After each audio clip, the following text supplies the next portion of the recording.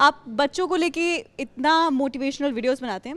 एक ऐसे इंटरव्यू की अभी आप बात कर रहे थे, किसी देवी जी से ही आपने इंटरव्यू किया था, उसमें आपने बोला था कि किसी भी स्टूडेंट को ज़्यादा नंबर नहीं लाने चाहिए, 95% नंबर लाने वाले बच्चे बेकार होते हैं। क्योंकि मैं भी ऐसी बच्ची थी, तो मैं जानना चाहती हूँ कि आपने ऐसा क्यों कहा था और क्या आपका रीज़न है इसके पीछे? देखो, मेरी स्कूलिंग थोड़ी टफ रही।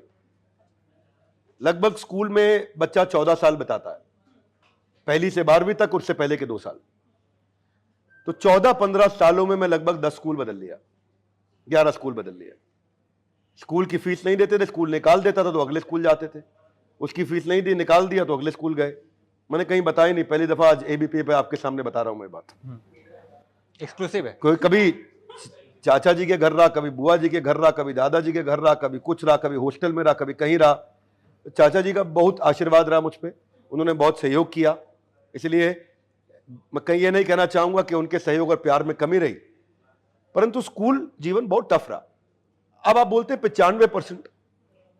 मेरे स्कूल में मेरा कॉमर्स विद मैथ्स मैंने लिया था। मैथमेटिक्स बहुत बढ़िया सब्जेक्ट है, कॉमर्स मेरे को बड़ा पसंद था शुरू से। शुरू में ही आइडिया लग गया था कि मैं बिजनेस एंटरप्रेन्योरशिप में मेरा बहुत लगाव है। आपका प्रश्न है 95%। मैं 95% के आज भी कोई फेवर में नहीं हूं।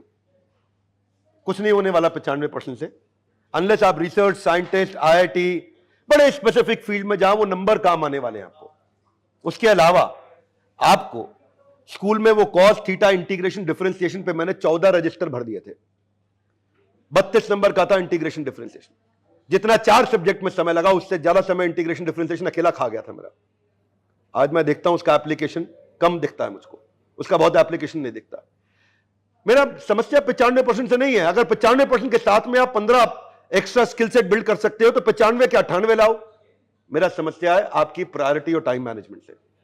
मेरा समस्या है कि आपकी जैसी जबरदस्त एंकर बनने के स्किल सेट को बचपन से कैसे लाया जाए। अगर समझ में आ गया कि मुझको यही पत्रकारिता करनी है, जर्नलिस्ट बनना है, मैं जानना चाहता हूं कि क्या हमारे स्कूल में आज भी, हमारे एजुकेशन सिस्टम में, क्या टीचर डिसाइड कर सकता है ये बच्चा कहां पे अच्छा निकलेगा? नहीं कर सकता। बात को समझिएगा ध्यान से। आज भी बच्चे को ढूंढना पड़ता है। देवी जी अभी आप यंग दिख रही है, कुछ ही साल पहले आपने ग्रेजुएशन 12वीं करी होगी। आप अपने जीवन को जाके झांक के देखिएगा, याददाश्त अभी ताजी ताजी होगी कि आप 10वीं के बाद चिंतित थी मैं क्या सब्जेक्ट लूं, 12वीं के बाद चिंतित थी मैं क्या करूं, मेरे दोस्त कहां जा रहे हैं, मेरा सबसे अच्छा दोस्त कहां जा रहा है, मेरी सबसे अच्छी दोस्त कहां जा रही है। उस दिशा में जा रहे थे, क्योंकि क्या मुझको आता है, क्या मुझको भाता है, क्या बाजार चाहता है, क्या उसमें क्या मेरा कॉम्बिनेशन बन जाता है, वही मेरे सक्सेस करियर को सक्सेसफुल बनाता है। ये किसी को समझ में नहीं आता है और टीचर कभी ये बता नहीं पाता है, इसलिए बच्चा कंफ्यूज रह जाता है। मैं आपसे ये कह रहा हूं कि अगर हमारे एकेडमिक्स में ऐसा हो सके कि टीचर आइडेंटिफाई करे कि बच्चे का पोटेंशियल कहां ज्यादा है, तब तो ठीक है, फिर वो सही दिशा में 95% ला रहा है।